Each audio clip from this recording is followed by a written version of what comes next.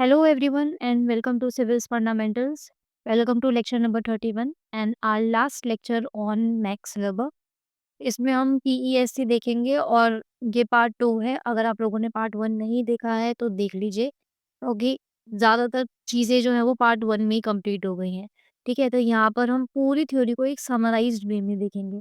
तो previous lecture में हमने क्या देखा था? हमने क्रिश्चियनिटी के बारे में थोड़ा बहुत देखा था, उसके सेक्ट्स के बारे में देखा था, जिसमें हमने देखा था कि कैथोलिक जो था वो सबसे बड़ा सेक्ट था, सबसे बड़ा ग्रुप था और फिर बाद में उसी से हटकर बाकी सारे सेक्ट्स जो हैं वो डेवलप हुए। जैसे eastern orthodoxy, Protestant, non Trinitarian group, oriental orthodoxy. इसके नाम आप लोगों को याद रखने की ज़रूरत नहीं है, क्योंकि हम प्रोटेस्टेंटिज़्म, कैल्विनिज़्म के बारे में पढ़ते हैं, है ना? और अ, हमें पता नहीं होता कि ये कहाँ से निकला है, कैसे आया है, पूरी थ्योरी ही उस चीज़ पर है। तो उसकी बैकग्राउंड इन्फॉर्मेशन हम लोगों को नहीं पता होती, इसलिए मैंने ये आप लोगों को बताया था। फिर बिलीफ्स हमने देखे थे कैथोलिक चर्च के, फिर प्रोटेस्टेंट रिफॉर्मेशन मूवमेंट क्यों आया था, ये हमने देखा था। ठीक है? कि क्या ऐसे कैथोलिक बिलीफ्स थे या कैथोलिक चर्च में ऐसी क्या प्रैक्टिसेस हो रही थी, जिसमें हमने इंडल्जेंसेस के बारे में देखा था, साइमनी के बारे में देखा था। हमने देखा था कि पोप्स को सेलिब्रेट रहना था, लेकिन उन लोगों के एक्स्ट्रा मैरिटल अफेयर्स चल रहे थे। ये सारी चीज़ें हमने देखी थी और यही सारी प्रैक्टिसेस की वजह से उनके कुछ ऐसे ट्रेडिशंस थे, ठीक है? इन सारी चीज़ों की वजह से ही प्रोटेस्टेंट रिफॉर्मेशन मूवमेंट आया था। क्योंकि कैथोलिक चर्च में बहुत ज़्यादा करप्शन हो गया था। और हमने देखा था कि प्रोटेस्टेंट रिफॉर्मेशन मूवमेंट में कौन-कौन लोग शामिल थे, जैसे मार्टिन लूथर, इनको फादर ऑफ दिस मूवमेंट भी कहा जाता है। जॉन कैल्विन, कैल्विनिज़्म के बारे में हम अपनी थ्योरी में पढ़ते हैं, है ना? जॉन नॉक्स, हेनरी एट, इन सब के बारे में हमने देखा था। इन लोगों की टीचिंग्स हमें करने की ज़रूरत नहीं है। इवन ये भी किसी ने नहीं कराया है, ठीक है? लेकिन मैंने आप लोगों को इसलिए कराया है, क्योंकि हमारा मेन थ्योरी कैल्विनिज़्म पे है। कैल्विनिज़्म किससे आया? प्रोटेस्टेंट से आया। प्रोटेस्टेंट रिफॉर्मेशन और प्रोटेस्टेंटिज़्म किससे आया? प्रोटेस्टेंट रिफॉर्मेशन मूवमेंट से आया। प्रोटेस्टेंट रिफॉर्मेशन मूवमेंट क्यों आया? कैथोलिज़्म के कुछ बिलीफ्स की वजह से आया, उसमें करप्शन हो गया था, उससे आया। और कैथोलिक क्या था? एक ग्रुप था या एक सेक्ट था क्रिश्चियनिटी का।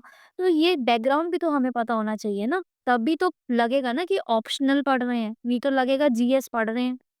ठीक है? उसके बाद फिर हमने प्रोटेस्टेंट एथिक्स या कैल्विनिस्ट एथिक्स देखा था। अब चाहे आप इसे कैल्विनिस्ट एथिक बोल दो, चाहे प्रोटेस्टेंट एथिक्स बोल दो, बात एक ही है, जिसमें हमने predestination and notion of calling के बारे में देखा था। अब नोशन ऑफ कॉलिंग को जर्मन में बेरब्ज़ेदिक भी कहा जाता है, बट ये आप लोगों को याद रखने की ज़रूरत नहीं है। नोशन ऑफ कॉलिंग भी अगर आप पेपर में लिखेंगे तो सही है। अगर आपको बेरब्ज़ेतिक याद रहता है तो कॉलिंग के बराबर में ब्रैकेट में आप बेरब्ज़ेतिक भी लिख सकते हैं। आपके नोट्स में मैंने दे रखा है ये, ठीक है? अब कैल्विनिस्ट एथिक्स को आप प्रोटेस्टेंट एथिक्स भी कह सकते हैं। क्यों? क्योंकि कैल्विनिस्ट एथिक्स तो प्रोटेस्टेंट रिफॉर्मेशन का ही पार्ट है ना, प्रोटेस्टेंटिज़्म का ही पार्ट है। तो हम इसको साइमल्टेनियसली भी यूज़ कर सकते हैं या इंटरचेंजेबली भी यूज़ कर सकते हैं, ठीक है? फिर उसके बाद हमने देखा था कैपिटलिज़्म का व्यू, कार्ल मार्क्स का क्या व्यू था और वेबर का क्या व्यू था। अब हम स्टार्ट करते हैं और पूरी थ्योरी में अगर आपने कल लेक्चर देखा है तो आप लोगों को समझ आ गई होगी, क्योंकि पूरी थ्योरी का स सारा एसेंस ही यही था कि प्रोटेस्टेंट बिलीफ्स हैं कुछ, जिसकी वजह से कैपिटलिज्म आया और प्रोटेस्टेंट बिलीफ्स को तो हमने कल डिटेल में देख ही लिया है। तो अब हम पूरी थ्योरी को जल्दी से समराइज़ करते हैं, ठीक है? तो लेट्स स्टार्ट। वेबर वेबर ने ऑब्जर्व किया कि यूरोप में स्पेशली जो प्रोटेस्टेंट लोग हैं, ये लोग ज़्यादा सक्सेसफुल हैं। प्रोटेस्टेंट में देख रहे हैं कि सक्सेसफुल बिज़नेसमैन हैं, प्रोफेशनल्स हैं और स्किल्ड वर्कर्स हैं। जबकि कैथोलिक्स में ये ट्रेंड कम था, ठीक है? और ये कोई कोइंसिडेंस नहीं था, बल्कि 16-17 सेंचुरी से ये कॉन्टिन्यूअस पैटर्न देखा जा रहा था कि प्रोटेस्टेंट लोग ज़्यादा सक्सेसफुल हैं। तो उसने सोचा कि ऐसा क्यों हो रहा है? क्या रिलिजन और इकोनॉमिक सक्सेस का कोई रिलेशन हो सकता है? And this led him to investigate the connection between religious values and economic behavior. Now to explain this pattern, ये जो ये पैटर्न देख रहे थे, ठीक है, कि 16-17 सेंचुरी से ये कॉन्टिन्यूस पैटर्न देखा जा रहा था कि प्रोटेस्टेंट लोग ज़्यादा सक्सेसफुल हो रहे हैं और कैथोलिक्स में ये ट्रेंड कम था। To explain this pattern, he introduce the concept of spirit of capitalism.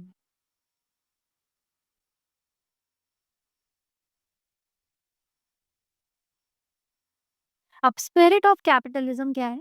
Weber कहते हैं कि कैपिटलिज्म का मतलब सिर्फ पैसा कमाना नहीं है, ठीक है?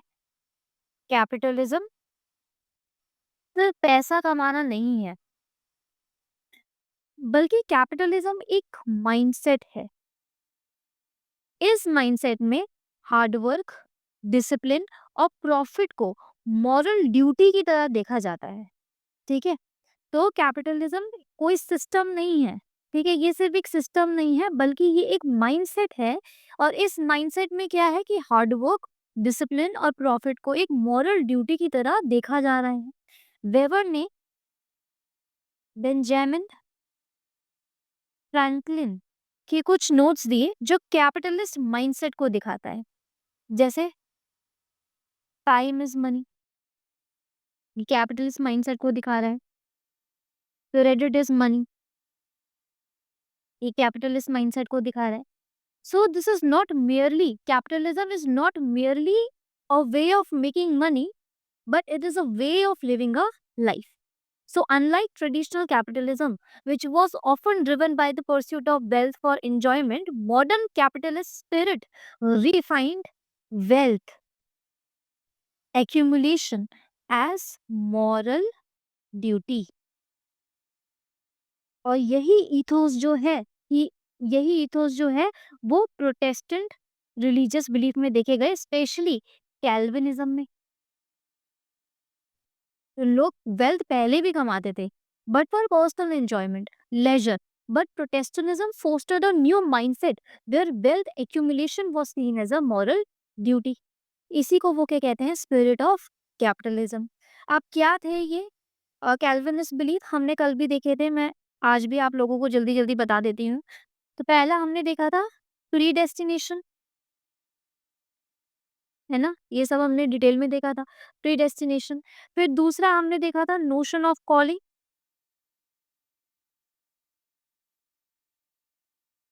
जिसको बैरबजेदिक भी कहा जाता है। प्रीडेस्टिनेशन का मतलब क्या है कि गॉड ने पहले ही डिसाइड कर लिया है कौन हेवन जाएगा और कौन नहीं। कैल्विनिस्ट को ये नहीं पता था कि वो इलेक्ट है या नहीं। इलेक्ट है मतलब कि जो हेवन में जाएंगे वो इलेक्ट है या चूजन वन है, ठीक है? तो कैल्विनिस्ट को ये नहीं पता था, लोगों को नहीं पता होता था कि वो इलेक्ट है या नहीं। इस वजह से उनमें एंजाइटी होती थी। इस एंजाइटी को दूर करने के लिए लोग अपनी वर्ल्डली सक्सेस को एक साइन की तरह देखने लगे। मतलब जो लोग सक्सेसफुल है उन्हें भगवान ने इलेक्ट किया होगा। तो इससे इससे कैपिटलिज्म का क्या कनेक्शन है? जब सक्सेस को डिवाइन फेवर का साइन समझने लगे लोग, तो वो लोग और ज्यादा मेहनत करने लगे। प्रॉफिट कमाना एक रिलीजियस ड्यूटी बन गया। लोग बिजनेस और वेल्थ एक्यूमुलेशन को एग्रेसिवली परस्यू करने लगे। और यही कैपिटलिज्म का एक माइंडसेट है। कैपिटलिज्म माइंडसेट का ये एक इम्पोर्टेंट एस्पेक्ट है, मेहनत करना, वेल्थ एक्यूमुलेशन करना, प्रॉफिट कमाना, यही सारी चीजें। फिर notion of calling, Berobzedic, this was the another central belief in Protestantism. Protestantism belief में calling का concept है, मतलब हर इंसान का कोई ना कोई काम है जो गॉड ने उसे दिया है।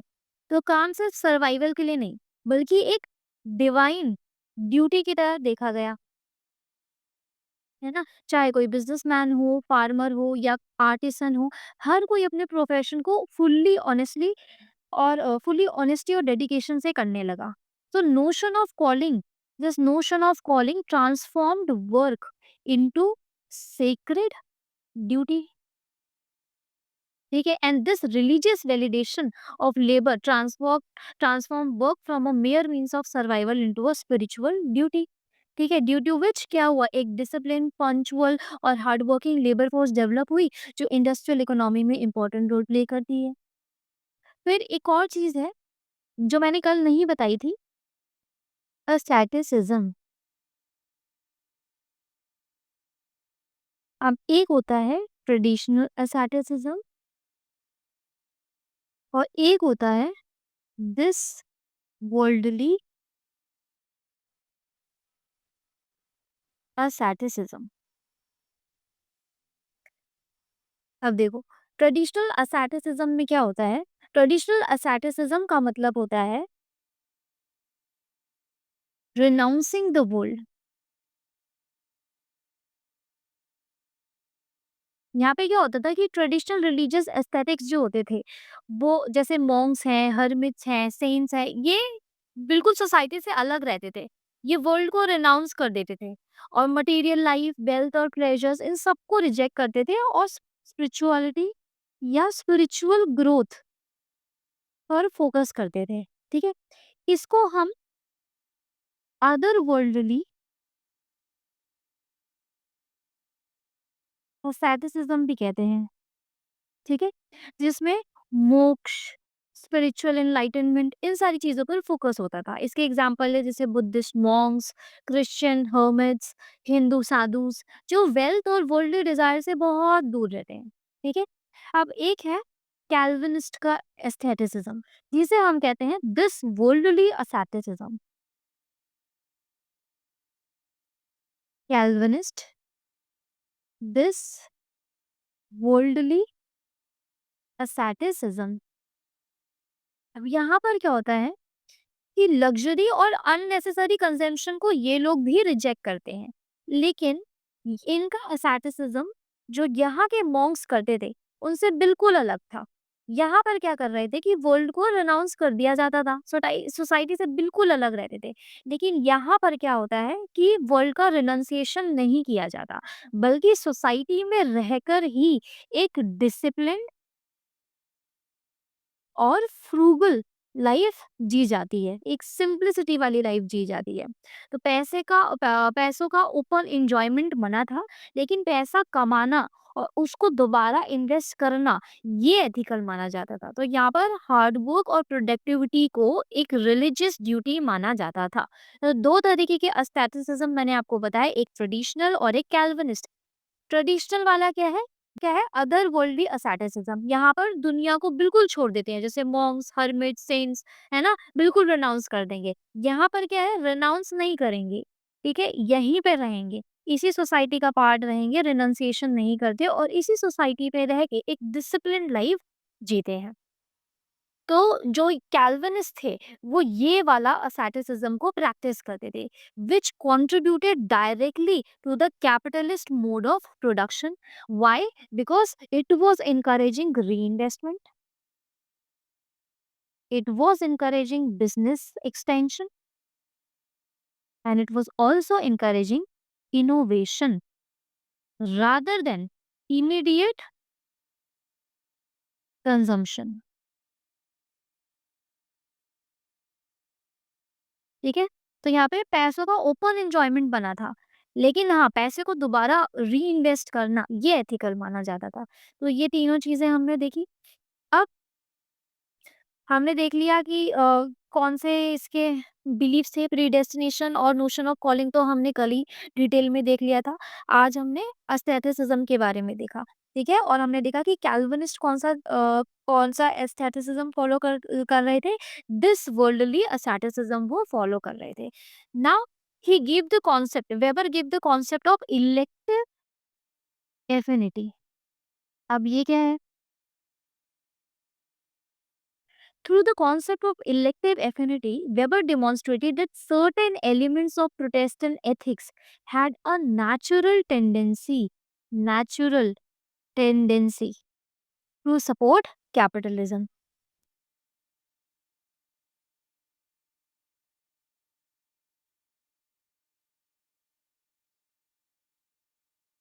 इसी को वो इलेक्टिव एफिनिटी कहते हैं।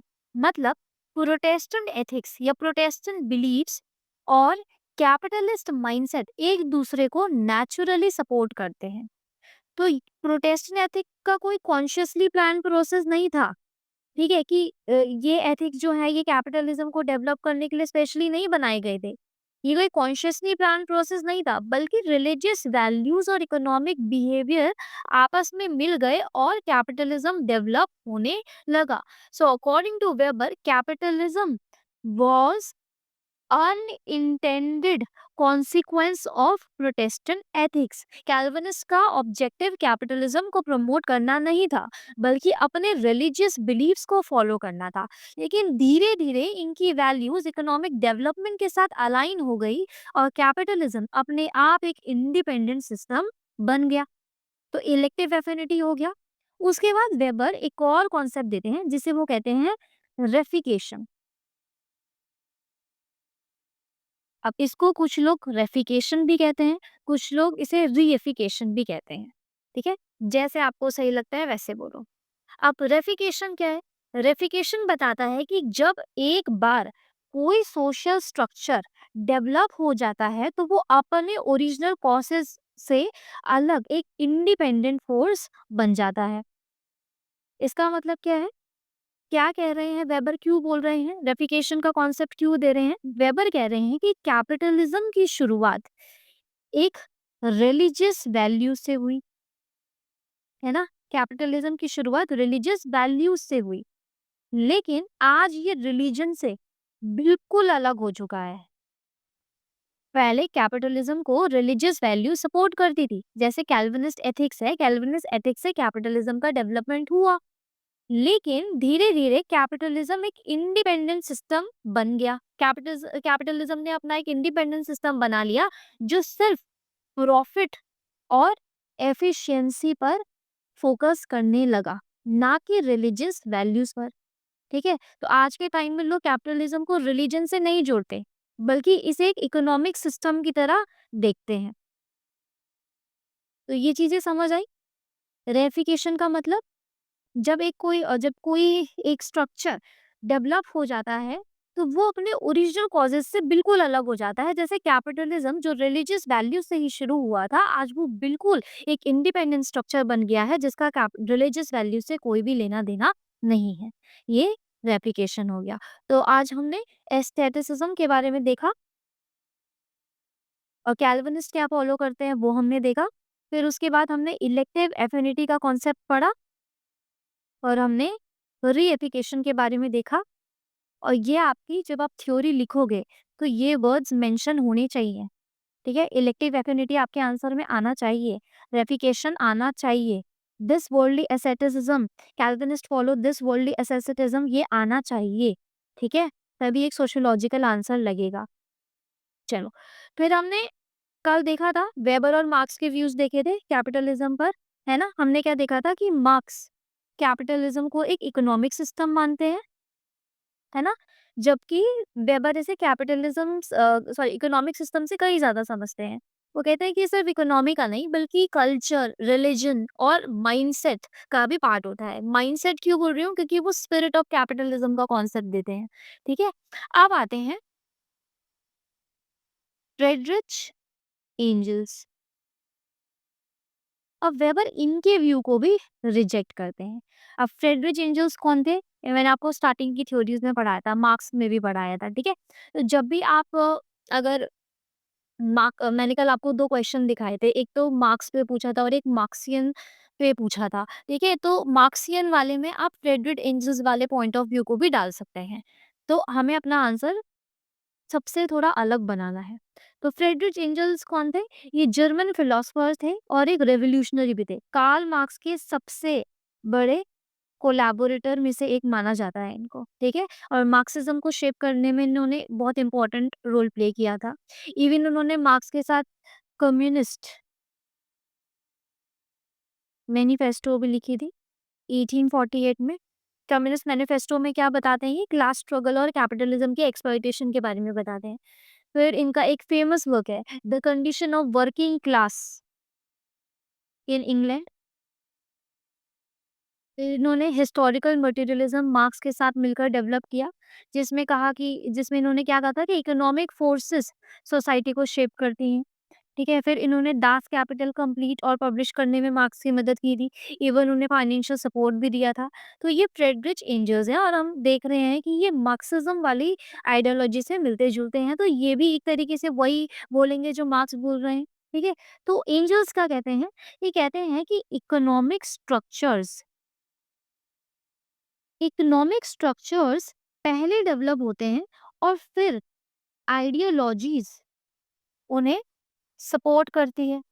इकोनॉमिक स्ट्रक्चर जैसे कैपिटलिज्म कैपिटलिज्म पहले डेवलप हुआ और फिर बाद में एक ideology I, Protestantism. Sorry,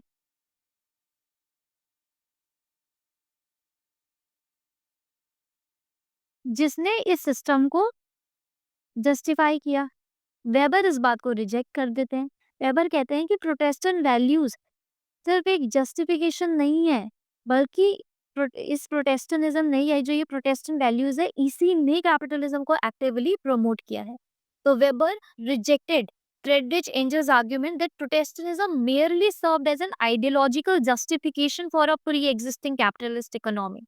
Instead, वो क्या कहते हैं कि ideas themselves can be independent forces of change. Idea से भी तो सोशल चेंज आ सकता है। और फ्रेडरिक एंजल क्या कह रहे हैं कि पहले ये इकोनॉमिक सिस्टम जो है, ये स्ट्रक्चर जो होते हैं, ये डेवलप होते हैं, फिर बाद में आइडियोलॉजीज आती है और इनको जस्टिफाई करती है। लेकिन वेबर क्या कहते हैं कि आइडियाज भी अपने आप में एक बड़ा सोशल चेंज ला सकते हैं। नाउ क्वेश्चन अराइजेस कि दूसरे देशों में कैपिटलिज्म क्यों नहीं डेवलप हुआ। तो वेबर मानते हैं कि प्रिमिटिव कैपिटलिज्म बेबीलोन, रोम, चाइना, इंडिया, इन सारी सिविलाइजेशन में प्रिमिटिव कैपिटलिज्म हमें देखने को मिलता है। ठीक है, फिर भी मॉडर्न कैपिटलिज्म जो है वो सिर्फ वेस्ट में डेवलप हुआ, क्योंकि बेबीलोन एंड रोम को देखें तो यहाँ पर ट्रेड और फाइनेंस तो था, लेकिन सिस्टमैटिक कैपिटलिस्ट माइंडसेट नहीं था। तो यहाँ पे कैपिटलिस्ट माइंडसेट नहीं था। चाइना में क्या हुआ, कन्फ्यूशनिज्म। कन्फ्यूशनिज्म एक रिलीजन है चाइना का, या एक फिलॉसफी भी आप कह सकते हैं। कन्फ्यूशनिज्म ने हार्मनी और ट्रेडिशन को प्रमोट किया, रिस्क टेकिंग और प्रॉफिट सीकिंग को नहीं, इसलिए यहाँ पे कैपिटलिज्म डेवलप नहीं हुआ। इंडिया में हिंदुइज्म ने कर्म, धर्म, मोक्ष, इन सब पर फोकस किया, ना कि पैसे कमाने और री इन्वेस्ट करने पर। तो वेबर ने एंजल्स की थ्योरी को चैलेंज किया और बताया कि सिर्फ इकोनॉमी सब कुछ डिसाइड नहीं करता, बल्कि आइडियाज और बिलीव्स भी सोसाइटी में बड़े चेंजेस ला सकते हैं। ये बिलीफ्स ही तो है जिसकी वजह से कैपिटलिज्म यहाँ नहीं आया। ये माइंडसेट ही तो था जो बेबीलोन और रोम में नहीं कैपिटलिज्म डेवलप हुआ। ठीक है, ये कन्फ्यूशनिज्म का एक बिलीफ ही तो था जिसने रोका कैपिटलिज्म को डेवलप होने पे। ठीक है, तो ये वाला पॉइंट भी आप लिखोगे। अब आप क्वेश्चन देखो, critic critically examine Weber's theory of Protestant ethic and spirit of capitalism। यहाँ पर आपको इलेक्टिव एफिनिटी के बारे में भी लिखना है। यहाँ पर आपको प्रोटेस्टेंट बिलीफ्स के बारे में भी, कैसे वेबर ने स्टार्ट किया, पहले वो लिखना है। फिर प्रोटेस्टेंट बिलीफ्स या कैल्विनिस्ट एथिक्स के बारे में लिखना है। फिर इलेक्टिव एफिनिटी का कॉन्सेप्ट भी बताना है। फिर रेफिकेशन के बारे में भी बताना है। जब इलेक्टिव एफिनिटी बताओगे तो आप ये भी बताओगे कि capitalism was unintended consequence of Protestantism. उसके बाद फिर आप रीएफिकेशन के बारे में बताओगे। ठीक है, फिर बाद में जब मैं क्रिटिसिज्म आप लोगों को करा दूंगी तो वो भी आप यहाँ पे इंक्लूड करोगे। और दोबारा दूसरा क्वेश्चन देखो, the Protestant ethic and spirit of capitalism. तो ये आसान है, अब तो हो जाएंगे ये क्वेश्चंस। तो यहाँ पर हम लोगों ने पूरी थ्योरी का सार देख लिया, क्रिटिसिज्म हम लास्ट में देखेंगे। नाउ अब हम देखते हैं कि मैक्स वेबर सिर्फ प्रोटेस्टेंट रिलीजन तक सीमित नहीं रहे, बल्कि उन्होंने दुनिया के अलग-अलग रिलीजन्स को कंपेयर करके ये समझने की कोशिश की कि इकोनॉमिक डेवलपमेंट पर उनका क्या इफेक्ट पड़ा। मतलब हर देश का अलग-अलग रिलीजन के इकोनॉमिक डेवलपमेंट पे क्या इम्पैक्ट पड़ रहा है, क्या इफेक्ट हो रहा है। तो उन्होंने एक्सप्लेन किया कि कैपिटलिज्म सिर्फ वेस्टर्न प्रोटेस्टेंट सोसाइटीज में ही क्यों डेवलप हुआ, एशिया, मिडिल ईस्ट या इंडिया में क्यों नहीं। तो ये देखते हैं। अब वेबर ने कैटेगराइज किया है religion based on their approaches to world and salvation. ठीक है, इसको ध्यान से समझना। पहला पहला क्लासिफिकेशन हम देखते हैं, on the basis of their approach मतलब रिलीजन का approach, on the basis of their approach to world. ठीक है, तो दो ये क्लासिफिकेशन जो है वेबर, वो दो तरीके से कर रहे हैं रिलीजन का क्लासिफिकेशन। एक है कि एक पर्टिकुलर रिलीजन वर्ल्ड को किस तरीके से अप्रोच करता है, दुनिया को किस तरीके से अप्रोच करता है, और दूसरा साल्वेशन को किस तरीके से अप्रोच करता है। तो पहला कैटेगराइजेशन हम देख रहे हैं on the basis of their approach to world. On the basis of approach to world में भी दो पार्ट्स आते हैं। एक आता है वर्ल्डली इंगेजमेंट,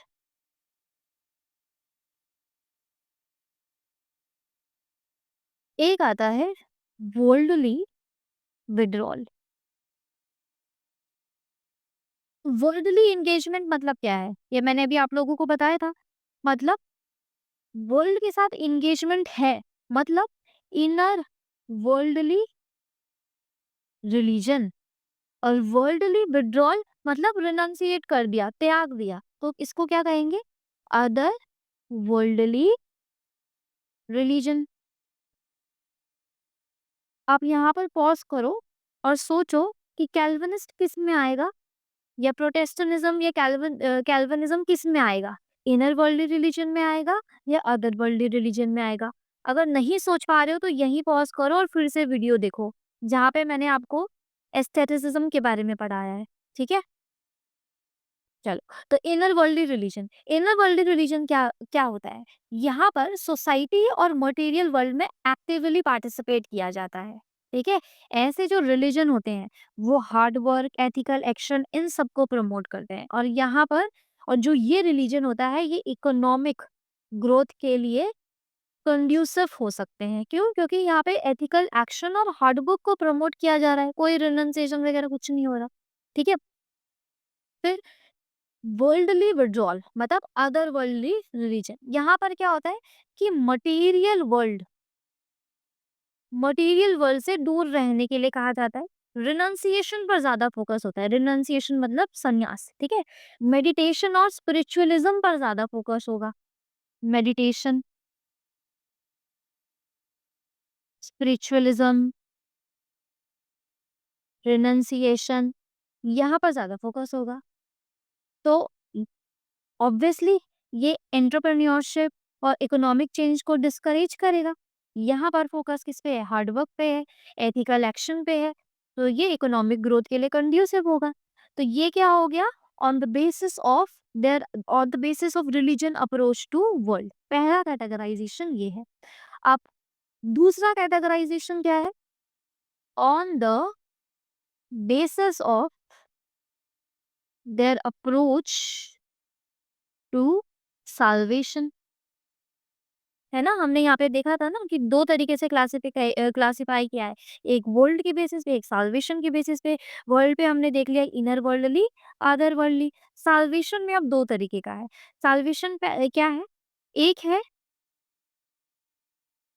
असैटिसिज्म, और दूसरा है मिस्टिसिज्म।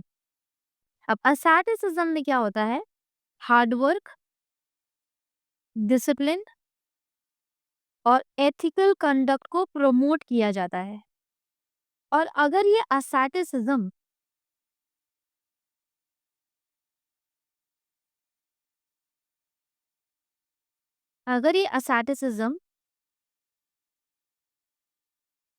इनर वर्ल्डली रिलीजन या फिर वर्ल्डली इंगेजमेंट के साथ जुड़ जाए तो इकोनॉमिक रैशनैलिटी को सपोर्ट करेगा। है ना, asceticism hard work, discipline, ethical conduct को प्रमोट कर रहा है, वर्ल्डली इंगेजमेंट भी इस चीज को प्रमोट कर रहा है, तो दोनों मिल जाए तो क्या होगा? इकोनॉमिक रैशनैलिटी को सपोर्ट करेंगे। फिर एक है मिस्टिसिज्म। मिस्टिसिज्म का मतलब है पैसिव और मेडिटेटिव लाइफ, इनर पीस और डिटैचमेंट में ज़्यादा फोकस होता है। तो ऑब्वियसली ये गोल ओरिएंटेड वर्क जो है इसको डिस्करेज करेगा। ठीक है, तो अब इन डायमेंशंस को यूज करके वेबर ने चार ब्रॉड कैटेगरीज दी। तो अगर हम यहाँ पर देखें तो यहाँ पर हम लिखेंगे इनर वर्ल्डली, यहाँ पर हम लिखेंगे अदर वर्ल्डली,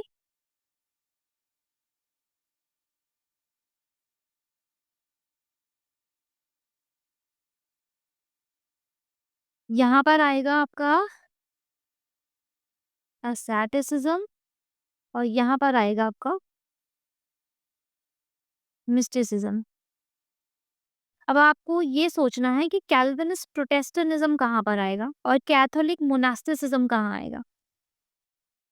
पॉज़ करो और इस चीज़ को फ़िल करो, ठीक है? अगर कर पा रहे हो तो बहुत अच्छी बात है, नहीं कर पा रहे हो तो कोई बात नहीं, सीख जाएँगे।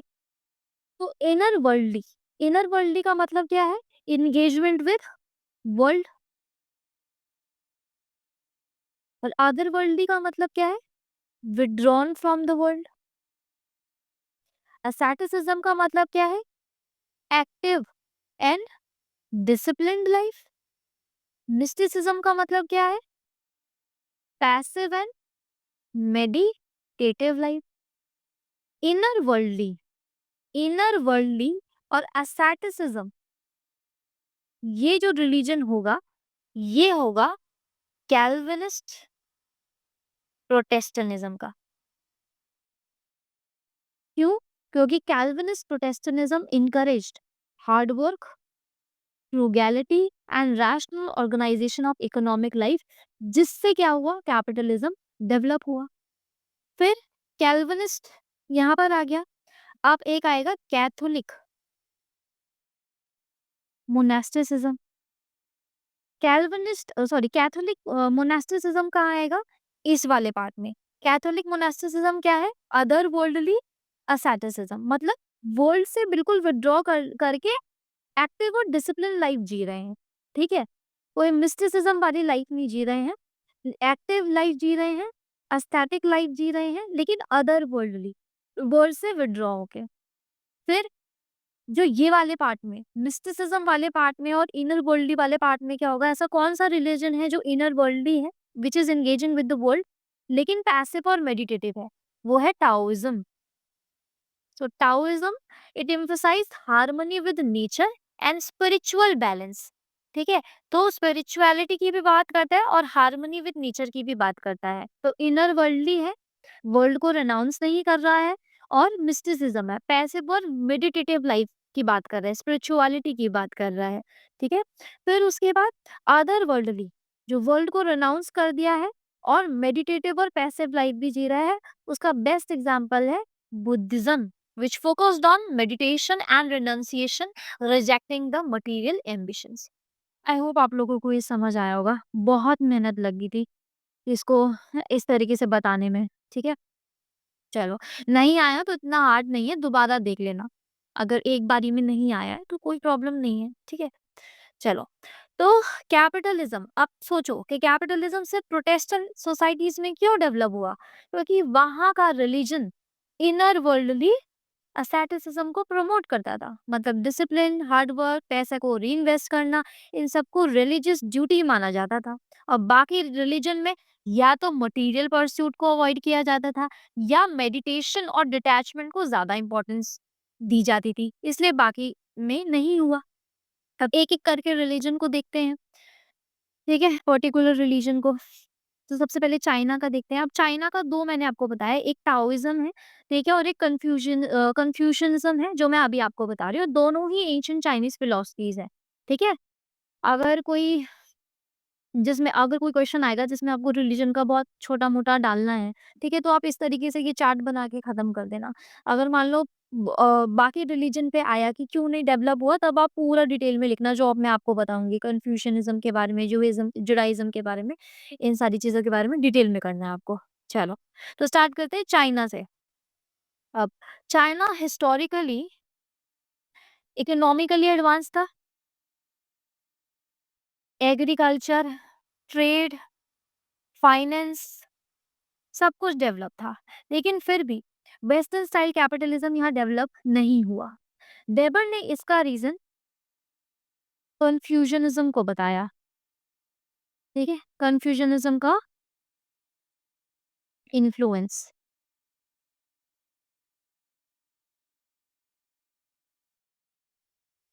अब कन्फ्यूजनिज्म एक ऐसा बिलीफ है, या ऐसी फिलॉसफी है, या ऐसा रिलीजन है, जो चाइनीज माइंडसेट के सोचने के तरीके, इकोनॉमिक माइंडसेट, इन सबको शेप करता है।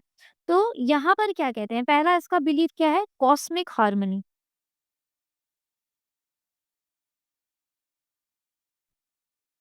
इसका बिलीव था कि हम लोगों को नेचर और यूनिवर्स के साथ हार्मनी में रहना चाहिए।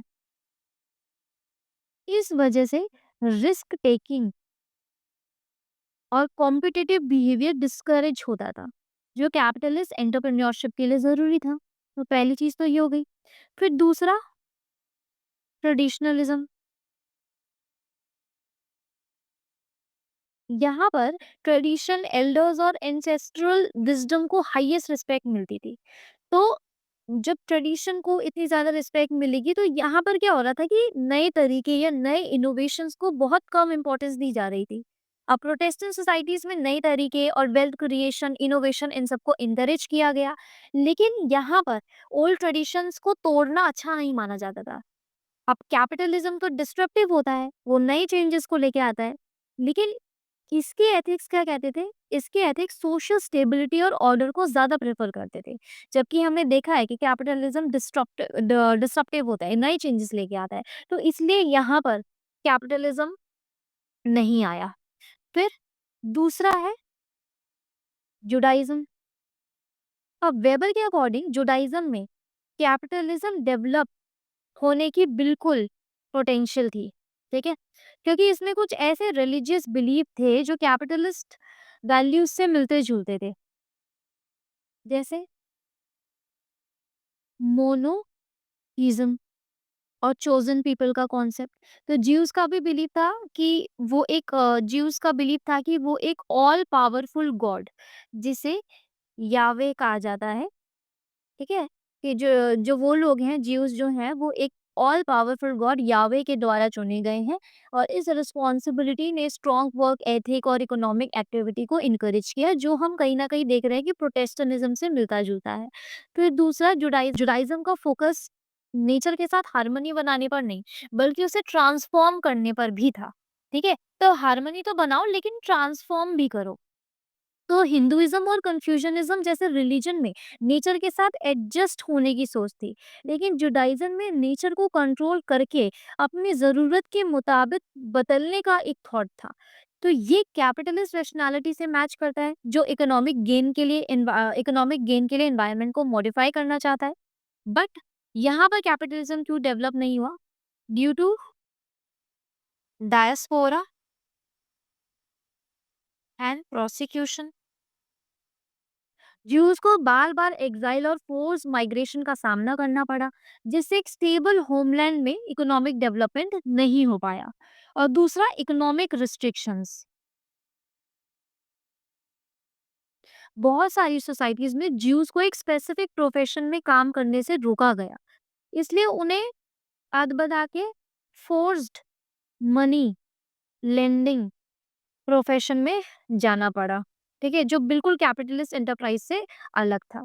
तो जुडाइज्म में कैपिटलिस्ट स्पिरिट को डेवलप करने की रिलीजियस सोच तो थी, लेकिन हिस्टोरिकल प्रोसिक्यूशंस और रिस्ट्रिक्शंस की वजह से कैपिटलिज्म जुडाइज्म में भी प्रॉपर्ली डेवलप्ड नहीं हो पाया। अब आ जाते हैं हिंदुइज्म में। हिंदुइज्म और कैपिटलिज्म का क्या लेना देना है? एंशियंट इंडिया में हम देखें तो कॉमर्स, ट्रेड, इकोनॉमी स्ट्रॉन्ग थी, लेकिन यहाँ पर फिर भी वेस्टर्न स्टाइल कैपिटलिज्म डेवलप नहीं हुआ। अब वेबर के अकॉर्डिंग इसके पीछे हिंदुइज्म की कुछ रिलीजियस बिलीफ और सोशल स्ट्रक्चर का बड़ा हाथ था। जैसे पहला है doctrine of Karma. Hindu belief के अकॉर्डिंग जो भी इंसान की फाइनेंशियल और सोशल कंडीशन है, वह उसके पास्ट लाइफ के कर्मों का रिजल्ट है, ठीक है? इस वजह से लोग इकोनॉमिक स्ट्रगल को अपनी किस्मत मान लेते थे और सोशल मोबिलिटी के लिए एग्रेसिवली कभी अफोर्ड ही नहीं करते थे, ठीक है? वो क्या सोचते थे कि जो भी आज हमारी कंडीशन है, वो हमारे कर्मों की वजह से है, क्या ही करना, एफर्ट ही नहीं करते थे। तो वेस्टर्न कैपिटलिज्म में लोग अपनी मेहनत और इनोवेशन के दम पे आगे बढ़ने की सोच रखते थे, जो कि हिंदू बिलीफ में नहीं देखा गया। तो पहला तो ये कर्मा वाला सीन। फिर दूसरा, डॉक्ट्रिन ऑफ धर्म। अब हर इंसान का एक फिक्स्ड सोशल रोल होता है, जो उसका धर्म डिफाइन करता है। प्रिंसिपल ऑफ धर्मा के अकॉर्डिंग यही है एक क्षत्रिय का काम लड़ना है, एक ब्राह्मण का काम क्या है? शिक्षा देना और एक वैश्य का काम क्या है? ऑक्यूपेशन करना। तो जब सबके एक फिक्स सोशल रोल हैं अकॉर्डिंग टू धर्म, तो लोगों को नए प्रोफेशन अडॉप्ट करने या कास्ट सिस्टम तोड़ने की आज़ादी ही नहीं थी, जो कि एक कैपिटलिस्ट ग्रोथ में सबसे बड़ा बैरियर था। ठीक है? फिर तीसरा आता है caste system. Western capitalist society में सोशल मोबिलिटी तो पॉसिबल थी, लेकिन हिंदू कास्ट सिस्टम में इकोनॉमिक स्ट्रक्चर को हिंदू कास्ट सिस्टम में ये मोबिलिटी बिल्कुल नहीं थी और कास्ट सिस्टम ने इकोनॉमिक स्ट्रक्चर को बहुत ज़्यादा रिजिड बना दिया था। तो पहला तो इसमें क्या होता था, बर्थ बेस्ड ऑक्यूपेशन होते थे। ये कास्ट सिस्टम ने लोगों की इकोनॉमिक पोजीशन बर्थ के टाइम पे ही फिक्स कर दी थी कि वैश्यास ही ऑक्यूपेशन कर सकते हैं। ठीक है? तो उनके अंदर भी तो लिमिटेड ग्रोथ अपॉर्चुनिटीज़ होगी ना फिर शूद्रास और लोअर कास्ट के लिए एंटरप्रेन्योरशिप और फाइनेंशियल प्रोग्रेस इम्पॉसिबल था, बिल्कुल। तो this was seen as a limitation to capitalism. फिर एक और कॉन्सेप्ट आता है, concept of moksha. Concept of moksha मतलब liberation from worldly desire. Hindu philosophy में स्पिरिचुअल लिबरेशन ये अल्टीमेट गोल था। मोक्ष जो है वो अल्टीमेट गोल था, जो मटेरियल डिजायर्स से दूर रहने पर ही मिलता था। ठीक है? तो इनके अकॉर्डिंग क्या था, मटेरियल वेल्थ जो है वो एक माया है। ठीक है? ये जो मटेरियल डिजायर्स होती है, ये एक माया है, ये एक इल्यूजन है। माया को इल्यूजन भी कहते हैं, इल्यूजन है। और ट्रू फुलफिलमेंट जब होती है जब आप खुद को सारे मटेरियल पोजेशन से डिटैच कर लेते हो, तब आपकी एक ट्रू फुलफिलमेंट होगी। ठीक है? तो हिंदू सेंट्स और स्कॉलर्स ये रिनंसिएशन को प्रमोट करते थे, जिसमें वर्ल्डली प्लेजर्स और वेल्थ से दूर रहना सिखाया जाता था। तो हिंदुइज्म में क्या है, जैसे कि मोक्ष का कॉन्सेप्ट है, ये धर्मा का डॉक्ट्रिन है, कर्म का डॉक्ट्रिन है, फिर दूसरा कास्ट सिस्टम है। और इस कास्ट सिस्टम की वजह से जो बर्थ बेस्ड ऑक्यूपेशन फिक्स कर दी जाती थी, इन सारी वजह से क्या हुआ कि कैपिटलिज्म डेवलप नहीं हो पाया। प्रोटेस्टेंटिज्म में दिस वर्ल्डली asceticism था, जिसमें लोग हार्ड वर्क, फ्रूगैलिटी, वेल्थ क्रिएशन को प्रमोट करते थे, जो कि कैपिटलिज्म के लिए परफेक्ट था। हिंदुइज्म में अदर वर्ल्डली asceticism था, जिसमें लोग मटेरियलिज्म से दूर रहने के लिए बोलते थे। ठीक है? मोक्ष पर फोकस होता था, जो कि कैपिटलिस्ट माइंडसेट से बिल्कुल अपोजिट था। इसलिए हिंदुइज्म में भी नहीं हुआ। लेकिन इन आर्ग्यूमेंट्स को जो ये आर्ग्यूमेंट्स वेबर ने दिए, उनको काफ़ी सोशियोलॉजिस्ट ने क्रिटिसाइज़ किया, काफ़ी स्कॉलर्स ने भी क्रिटिसाइज़ किया। जैसे क्या कहते हैं कुछ स्कॉलर्स कि हिंदुइज्म सिर्फ कर्म और मोक्ष पर ही बेस्ड नहीं था। इसमें कुछ एलिमेंट्स हैं जैसे धर्म, ड्यूटी, ये कुछ स्ट्रॉन्ग एलिमेंट भी थे, जो डिसिप्लिन्ड लाइफ को प्रमोट करते थे। ठीक है? और डिसिप्लिन लाइफ है तो मतलब डिसिप्लिन इकोनॉमिक एक्टिविटी को भी प्रमोट कर सकते हैं। भगवत गीता का एक कॉन्सेप्ट है निष्काम कर्म। ये कहता है कि इंसान को अपनी ड्यूटी को अच्छे से करना चाहिए, इंसान को अपनी ड्यूटी को पूरी शिद्दत से करना चाहिए, बिना किसी पर्सनल गेन के सोचे। तो ये प्रोटेस्टेंट एथिक्स के कॉलिंग के कॉन्सेप्ट से मिलता-जुलता है। तो अगर प्रोटेस्टेंटिज्म में ड्यूटी और डिसिप्लिन कैपिटलिज्म को प्रमोट कर सकता है, तो हिंदुइज्म में भी ये पॉसिबल है, क्योंकि हिंदुइज्म का भगवत गीता का कर्म कॉन्सेप्ट यही कहता है। हिंदुइज्म में धर्म और ड्यूटी जो है ये एक स्ट्रॉन्ग एलिमेंट है। तो आप कैसे बोल रहे हो कि प्रोटेस्टेंटिज्म में तो ड्यूटी और डिसिप्लिन ने कैपिटलिज्म को प्रमोट कर दिया, लेकिन हिंदुइज्म में ये चीजें प्रमोट नहीं कर सकती? तो वेबर ने सिर्फ एक पर्सपेक्टिव दिखाया, जबकि हिंदुइज्म के कुछ और एलिमेंट्स भी हैं जो कैपिटलिस्ट ग्रोथ को सपोर्ट भी कर सकते हैं, जो वेबर रिजेक्ट कर देते हैं, मतलब नहीं बताते। रिजेक्ट क्या है, वो उस चीज़ के बारे में बात ही नहीं करते। फिर मिल्टन सिंगर ये काउंटर आर्ग्यूमेंट देते हैं। ये कहते हैं, मिल्टन सिंगर ने इंडिया में इंडस्ट्रियल डेवलपमेंट पर रिसर्च की और वेबर की थ्योरी को चैलेंज किया। ये क्या कहते हैं, इंडियन सोसाइटी ने अपने रिलीजियस और कल्चरल ट्रेडिशंस को इकोनॉमिक मॉडर्नाइजेशन के साथ एडजस्ट किया है। और ये एक कॉन्सेप्ट है, कंपार्टमेंटलाइजेशन। तो मिल्टन सिंगर इसके थ्रू बता रहे हैं कि इंडियन इंडस्ट्रियलिस्ट रिलीजियस बिलीफ्स और बिजनेस प्रैक्टिसेस को अलग अलग रखकर इकोनॉमिक ग्रोथ को प्रमोट करते हैं। तो this compartmentalisation allowed them to a successful entrepreneur while maintaining both their religious and cultural tradition। ठीक है, तो ये क्या कह रहे हैं कि कास्ट सिस्टम जो है, ये एक रिजिड स्ट्रक्चर तो था। पहली बात तो ये कंपार्टमेंटलाइजेशन के थ्रू ये बताते हैं, और दूसरा क्या कहते हैं ये कि कास्ट सिस्टम जो है, ये एक रिजिड स्ट्रक्चर तो था, लेकिन इसने इकोनॉमिक स्पेशलाइजेशन और स्किल बेस्ड प्रोडक्शन को भी बढ़ाया है। ठीक है, ये चीज़ ये कह रहे हैं। तो जो वेबर ने हिंदुइज्म के बारे में पर्टिकुलरली बोला, इससे काफ़ी लोग ऑफेंड हो गए। काफ़ी सोशियोलॉजिस्ट ने उनको क्रिटिसाइज़ भी किया, काफ़ी स्कॉलर्स ने, और ये आर्गुमेंट हमने देखे हैं, ये पीडीएफ में भी मैंने आप लोगों को डिटेल में दे रखा है।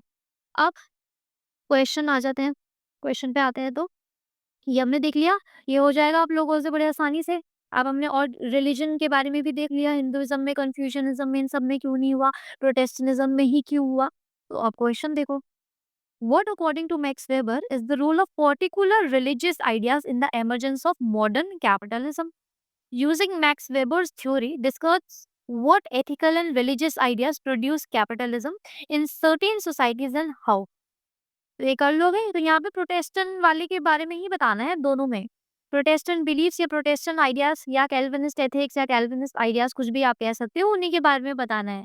आपको बेरोब्जेटिक नोशन ऑफ कॉलिंग, इसके बारे में बताना है, प्री डेस्टिनेशन के कॉन्सेप्ट के बारे में बताना है, फिर आप एस्थेटिसिज्म के बारे में बता सकते हैं।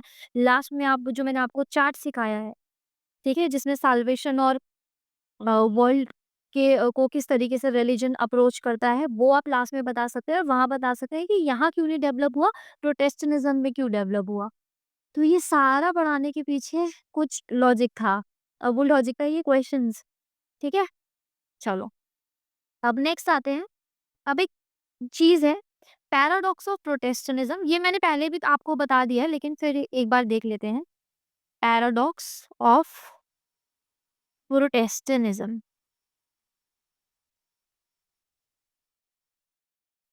अब मैक्स वेबर ने अपनी थ्योरी में ये दिखाया कि प्रोटेस्टेंट एथिक्स ने कैपिटलिज्म को जन्म दिया, लेकिन जैसे-जैसे कैपिटलिज्म आगे बढ़ा, उसने उसी कैपिटलिज्म ने प्रोटेस्टेंट वैल्यूज को अंडरमाइन कर दिया। और ये एक पैराडॉक्स है कि जिस रिलीजियस बिलीफ ने कैपिटलिज्म को जन्म दिया, वही बिलीफ सिस्टम कैपिटलिज्म की वजह से वीकन भी हो गया। तो प्रोटेस्टेंट रिफॉर्मेशन, स्पेशली काल्विनिज्म, ने एक न्यू इकोनॉमिक एथिक डेवलप किया जो कैपिटलिज्म के डेवलप के लिए क्रूशियल था। लेकिन जैसे जैसे कैपिटलिज्म ग्रो होता गया, उसने खुद ही उन एथिकल फाउंडेशन को अंडरमाइन कर दिया जो उसके डेवलपमेंट के लिए हेल्पफुल थे। ये पहले भी मैंने बता दिया आप लोगों को, लेकिन इसको आप और डिटेल में देख रहे हैं कि मान लो उस पे क्वेश्चन नहीं आ जाए। वैसे इतना हार्ड तो नहीं आएगा, बट अगर आप लिखोगे अपने आंसर में एंड करते हुए elected affinity the capitalism is आज इंटेंडेड कॉन्सिक्वेंस, उसके बाद एक और मैंने आपको कॉन्सेप्ट बताया था, उसमें अगर आप लिखोगे रेप्लिकेशन वाला, तो अगर शॉर्टली लिखोगे तो बहुत अच्छे मार्क्स मिलेंगे। ठीक है, तो अब इस पैराडॉक्स को अगर हम देखें, जस्टिफाई करें, तो पहला क्या है कि इकोनॉमिक सक्सेस एक एथिकल ड्यूटी थी, है ना? इसको आप जस्टिफाई कर रहे हैं। वो पहले वेरिफिकेशन वाले में मैंने जस्टिफाई नहीं किया था, यहाँ पर मैं कर रही हूँ। तो पहले इकोनॉमिक सक्सेस को एक एथिकल ड्यूटी माना जाता था। लेकिन जैसे-जैसे कैपिटलिज्म प्रैग्मैटिक और प्रॉफिट सेंट्रिक बना, एथिक्स का रोल जो है वो डिमिनिश हो गया। अब फोकस किस पे है? हार्ड वर्क से शिफ्ट होके किस पे हो गया है? पर्सनल गेन पे, कंज्यूमरिज्म पे। पहला पॉइंट तो ये हो गया। फिर दूसरा, जैसे-जैसे साइंटिफिक और ब्यूरोक्रेटिक रैशनैलिटी डोमिनेट करने लगी, रिलीजन का रोल सेकेंडरी हो गया। फिर तीसरा, सेक्युलराइजेशन। देख रहे हो कितना ब्यूटीफुली एक्सप्लेन किया है, कितना ब्यूटीफुली इस चीज को, पैराडॉक्स और प्रोटेस्टेंटिज्म को जस्टिफाई किया है। तो बहुत मेहनत लग रही है ये कंटेंट बनाने में। इसको अच्छे से यूज़ करना, अच्छे से पढ़ो और आंसर्स में लिखना भी, ठीक है? तो पहले तो हार्ड वर्क से अब क्या शिफ्ट हो गया है? कैपिटलिज्म प्रैग्मैटिक और प्रॉफिट सेंट्रिक हो गया है। एथिक्स का रोल डिमिनिश हो गया है। अब क्या हो रहा है कि जैसे-जैसे साइंटिफिक और ब्यूरोक्रेटिक रैशनैलिटी डोमिनेट करने लगी है, रिलिजन का रोल सेकेंडरी हो गया है। सेक्युलराइजेशन, रिलिजन एक प्राइवेट मैटर बन गया है। पहले रिलीजन सोशल और पब्लिक लाइफ का इंटीग्रल पार्ट था, लेकिन अब वो प्राइवेट और पर्सनल बिलीफ सिस्टम बन गया है। इंस्टीट्यूशन जैसे चर्च, क्लर्जी, इन सब का सोशल इन्फ्लुएंस कम हो गया है ना? अब हम एक और इंसान के बारे में देखेंगे, लिखना है आंसर में। हंस जी किपेनबर्ग। तो सिर्फ मार्क्स और वेबर ही नहीं लिखना, रेडेड एंजल्स के बारे में भी लिखना है। हंस जी किपेनबर्ग के बारे में भी लिखना है। अब हंस जी किपेनबर्ग ने वेबर के सेक्युलराइजेशन वाले आर्ग्यूमेंट को, वेबर क्या कह रहा है? पहला पॉइंट ये, दूसरा पॉइंट ये, तीसरा ये, है ना? जस्टिफाई कर रहा है पैराडॉक्स और प्रोटेस्टेंटिज्म को। तो तीसरे पॉइंट में सेक्युलराइजेशन की बात कर रहा है।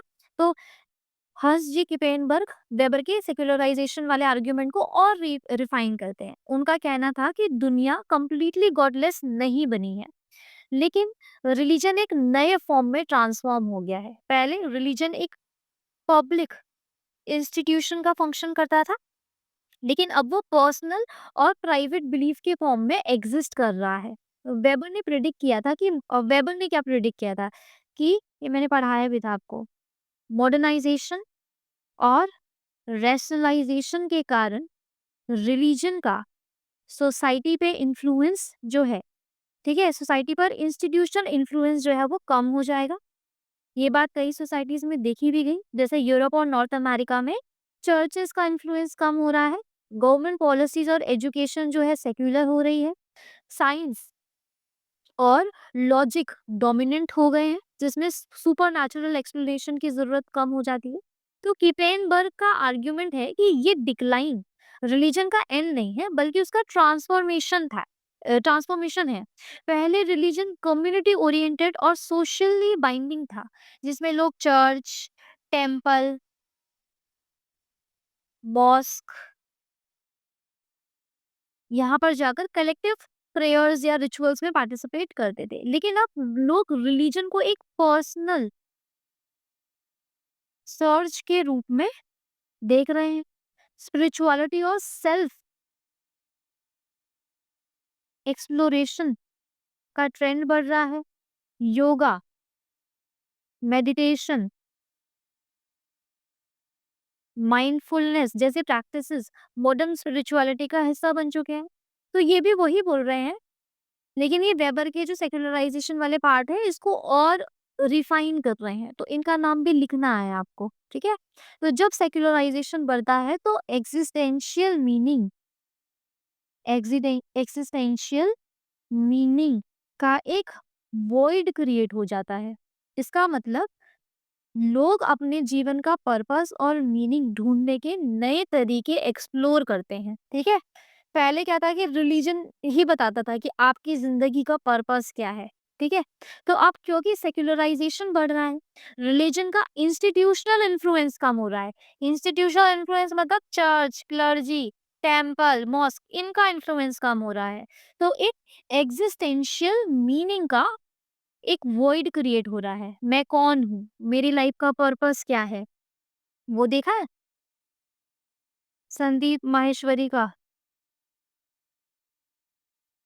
हु एम आई? अगर ये चीज़ पता चल रही है कि दुनिया में ये सारी चीज़ें भी हो रही है, तो आप लोगों को समझ आएगा। ठीक है? तो क्योंकि इंस्टीट्यूशनल जो इन्फ्लुएंस है वो कम हो रहा है, तो लोग अब नए तरीके से ढूँढ रहे हैं। ठीक है? एक नए स्पिरिचुअल मूवमेंट्स जो हैं वो डेवलप हो रहे हैं, जैसे new age movements, energy healing, इन सारी चीज़ों को लोग एनर्जी हीलिंग है, योगा है, मेडिटेशन है, फिर तुम्हारा सेल्फ हेल्प कल्चर है, ठीक है? ये इस तरीके की चीज़ें जो है प्रमोट हो रही हैं। सेल्फ हेल्प कल्चर में क्या होता है, साइकोलॉजिकल ग्रोथ और सेल्फ इम्प्रूवमेंट को एक तरह की स्पिरिचुअल जर्नी माना जा रहा है। फिर वेदांता जैसे आइडियाज़ जो है ये पॉपुलर हो रहे हैं। तो ये चीज़ें हैं। तो हांस जी किपेनबर्ग के बारे में हमने देखा, ये रिफाइन कर रहे हैं सेक्युलराइजेशन को। ये कौन थे? ये एक जर्मन स्कॉलर है, जो रिलीजन, मॉडर्निटी और सेक्युलराइजेशन के बीच के रिलेशनशिप पर फोकस करते हैं। ठीक है? तो इनका मेन फोकस ही इन सब चीज़ों पे होता है। रिलीजन, मॉडर्निटी और सेक्युलराइजेशन, इनके बीच के रिलेशनशिप पर फोकस करते हैं। इनके जो वर्क्स होते हैं, ये मेनली इन सब चीज़ों पे ही होते हैं। He is a German scholar. चलो, पूरी थ्योरी हो गई। प्रोटेस्टेंट सोसाइटीज़ में क्यों डेवलप हो रहा है, क्यों नहीं हो रहा, वो भी हमने देख लिया। हर रिलीजन का डिटेल में देख लिया, चाइना का देख लिया, हिंदुइज़्म में देख लिया, जुडाइज़्म में देख लिया। फिर हिंदुइज़्म में हमने देखा कि कैसे वेबर के आर्ग्यूमेंट्स को अदर स्कॉलर्स जो हैं वो एक तरीके से रिजेक्ट कर रहे थे। फिर हमने देखा ये पैराडॉक्स के बारे में देखा, उसको डिटेल में देखा, जिसमें हमने सेक्युलराइज़ेशन की बात करी और सेक्युलराइज़ेशन में हमने एक नए स्कॉलर को पढ़ा, हंस जी किपेनबर्ग। अब हम थ्योरी की क्रिटिसिज्म देखते हैं, लास्ट है ये, ठीक है? तो पहला क्रिटिसिज्म हम देखते हैं रिचर्ड हेनरी टॉनी से, जिनको हम आरएच टॉनी भी कहते हैं। अब टॉनी का आर्गुमेंट था कि इंग्लैंड सबसे पहले कैपिटलिस्ट इकोनॉमी बनी, लेकिन वहां के पूरिटन्स प्रोटेस्टेंट्स को ही कहते हैं। Puritans are the group of English Protestants, ठीक है? तो उससे कंफ्यूज मत होना। ठीक है? तो इनका आर्गुमेंट क्या था, इंग्लैंड सबसे पहले कैपिटलिस्ट इकोनॉमी बनी, लेकिन वहाँ के पुरिटन्स प्रीडेस्टिनेशन को इतना स्ट्रांगली फॉलो नहीं करते थे। तो अगर कैपिटलिज्म बिना प्रीडेस्टिनेशन के डेवलप हो सकता है, तो वेबर का आर्गुमेंट इनकम्प्लीट लगता है। तो टॉनी ने ये भी कहा कि कैथोलिसिज्म के अंदर भी ऐसे प्रिंसिपल्स हैं जो कैपिटलिज्म के लिए कंपैटिबल हैं। तो पहला तो क्या बोल रहे हैं कि पुरिटन्स जो है ये प्रोटेस्टेंटिज्म को इतना नहीं, प्रीडेस्टिनेशन को इतना नहीं मानते हैं। ठीक है? और अगर प्रीडेस्टिनेशन को नहीं मानते हैं तो वहां पर भी डेवलप हो गया, तो इसका मतलब कि आपका जो आर्ग्यूमेंट है वेबर वो इनकम्प्लीट है। दूसरा क्या कह रहे हैं ये, कि कैथोलिज्म में भी कुछ ऐसे प्रिंसिपल्स हैं जो कैपिटलिज्म के लिए कंपैटिबल है, लेकिन फिर भी Catholic countries capitalist societies develop करने में स्लो रही। तो इसका मतलब रिलीजन के अलावा भी और फैक्टर्स हो सकते हैं। फिर दूसरे हैं अमिनतोर फैनफानी। फैनफैनी का कहना है कि कैपिटलिज्म का डेवलपमेंट सिर्फ प्रोटेस्टेंटिज्म की वजह से नहीं हुआ, बल्कि रेनेसा, रिफॉर्मेशन जैसे इंटेलेक्चुअल मूवमेंट्स का भी बड़ा रोल था। इटली के सिटीज जैसे फ्लोरेंस, वेनिस, ये कैपिटलिज्म के मेजर सेंटर्स थे और ये कैथोलिक स्टेट्स हैं। ये कैथोलिक स्टेट्स थे उस टाइम पर, जो वेबर की पूरी थ्योरी को चैलेंज करता है। फिर JPS Oberoi and Veena Das. JPS Oberoi कौन है? पूरा नाम जितेंद्र, सॉरी, जितेंद्र पाल सिंह ओबरॉय। ये क्या कह रहे हैं, दोनों ने ऑब्जर्व किया कि कैपिटलिस्ट बिहेवियर सिर्फ प्रोटेस्टेंट कम्युनिटीज तक लिमिटेड नहीं है। इवन हिंदू बनियास सिंधीज, पारसीज, पंजाबीज, ये सब कम्युनिटीज भी डिसिप्लिन्ड और रैशनल इकोनॉमिक स्ट्रैटेजीज फॉलो करती हैं, जो वेबर के प्रोटेस्टेंट एथिक्स से बिल्कुल सिमिलर हैं। इसका मतलब ये है कि कैपिटलिस्ट माइंडसेट किसी एक रिलीजन का मोनोपोली नहीं है। क्या कह रहा था वेबर कि कैपिटलिस्ट माइंडसेट जो है वो प्रोटेस्टेंटिज्म में था, है ना? बाकी रिलीजन में नहीं था। लेकिन ये क्या कह रहे हैं, हिंदू बनियाद, सिंधीज़, पारसीज़, पंजाबी ये सब कम्युनिटीज़ हैं जो डिसिप्लिन और रैशनल इकोनॉमिक स्ट्रैटेजीज़ को फॉलो करती हैं। तो कैपिटलिस्ट माइंडसेट किसी एक रिलीजन का मोनोपोली नहीं है, बल्कि अलग-अलग कल्चर्स और रिलीजन के अंदर भी हम लोगों को ये चीज़ मिल सकती है। ठीक है? अब वेबर का डिफेंस देखते हैं, लास्ट। अगर आपने आइडियल टाइप को अच्छे से पढ़ा है, तो आपको ये समझ आ जाएगा, ठीक है? अब मैक्स वेबर की Protestant ethics and spirit of capitalism theory पर काफ़ी क्रिटिसिज्म हुआ, पर उसका एक स्ट्रॉन्ग डिफेंस भी था। अब समझने की बात ये है कि वेबर ने कभी ये क्लेम नहीं किया कि प्रोटेस्टेंटिज्म ही कैपिटलिज्म का एक लौता रीज़न है। उन्होंने तो आइडियल टाइप अप्रोच यूज़ करी थी ना, इसको दिखाने के लिए। जो एक पैटर्न और कोरिलेशन दिखाता है। आइडियल टाइप क्या है? एक पैटर्न और एक कोरिलेशन दिखाता है। ये एब्सोल्यूट हिस्टोरिकल रियलिटी इस चीज को तो दिखाता ही नहीं है। तो यहाँ पर आइडियल टाइप आपका आना चाहिए, एकदम क्लिक करना चाहिए। वेबर ने खुद माना है कि कैपिटलिज्म सिर्फ रिलीजियस बिलीफ से नहीं आता, बल्कि और भी बहुत सारे इकोनॉमिक और सोशल कंडीशन जरूरी हैं, जैसे प्राइवेट ओनरशिप,